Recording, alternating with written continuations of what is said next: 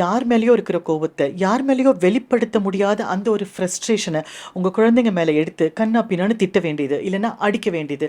அதுக்கப்புறம் குழந்தைங்க ஸ்கூலுக்கு போனதுக்கப்புறமோ இல்லை குழந்தைங்க தூங்கும் போதோ அந்த குற்ற உணர்ச்சியில் உட்காந்து புலம்பி தள்ள வேண்டியது. நான்லாம் ஒரு நல்ல அம்மாவா, நான் இப்படி பண்ணிட்டேனே அப்படி பண்ணிட்டேனேன்னு அழ வேண்டியது.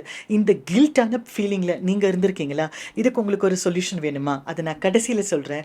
ஆனால் நம்ம இப்படி நம்மளோட ஃப்ரஸ்ட்ரேஷனையும் நம்மளுடைய கோபத்தையும் அளவுக்கு அதிகமாக குழந்தைங்க மேலே எடுக்கிறதுனால நடக்கிற 3 விஷயங்கள் என்ன தெரியுமா? முதல்ல, குழந்தைங்க நம்ம என்ன சொன்னாலும் அம்மா ஓவர் ரியாக்ட் பண்ணுவாங்க, அம்மா புரிஞ்சுக்க மாட்டாங்க, கத்துவாங்க அப்படின்றதுனால ஒன்று நம்மக்கிட்ட பொய் சொல்ல ஆரம்பிப்பாங்க, இல்லைன்னா சில விஷயங்களை நம்மக்கிட்டேருந்து மறைக்க ஆரம்பிப்பாங்க. இது கொஞ்சம் நாளுக்கு அப்புறம் நம்ம பார்வைக்கு வரும்போது நமக்கு இன்னும் ஷாக்கிங்காக இருக்கும்.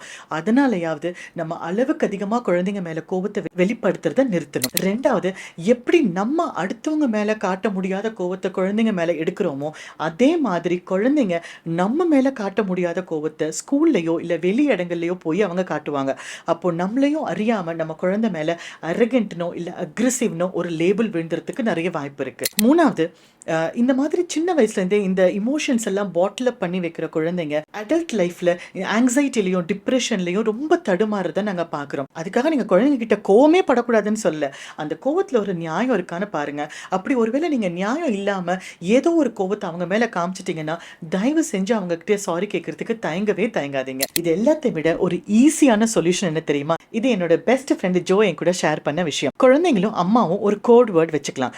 நீங்கள் என்ன பண்ணுங்க, உங்கள் குழந்தைகிட்ட அம்மாவை நீங்கள் எப்பெல்லாம் ரொம்ப கோவமாக பார்க்குறீங்களோ, அம்மா ரொம்ப டிஸ்டர்ப்டாக இருக்கிற மாதிரி ஃபீல் பண்ணுறீங்களோ, அந்த டைமில் ஓடி வந்து அம்மாவை டைட்டாக கட்டி பிடிச்சிக்கோங்க அப்படின்னு சொல்லுங்கள். நம்ம குழந்தைங்க வந்து நம்மளை இறுக்கமாக அரவணைச்சிக்கும் போது நம்ம பிரெயினில் இருக்கிற ஹாப்பி ஹார்மோனில் ஒன்றான ஆக்சிடோசின் சுரக்கிறதுனால நம்ம ஆட்டோமேட்டிக்காக காம் டவுன் ஆகிறதோட நம்மளும் கண்டிப்பாக அந்த லவ்வை ரெசிப்ரோகேட் பண்ணுறதுக்காக இறுக்கி அணைக்கும் போது நம்ம இன்னும் காமாகவும் கம்போஸ்டாகவும் ஃபீல் பண்ணுவோம். இந்த கட்டிப்பிடி வைத்தியம் கண்டிப்பாக உங்களுக்கு ஹெல்ப் பண்ணும். ப்ராக்டிஸ் பண்ணிட்டு சொல்லுங்கள். All the best.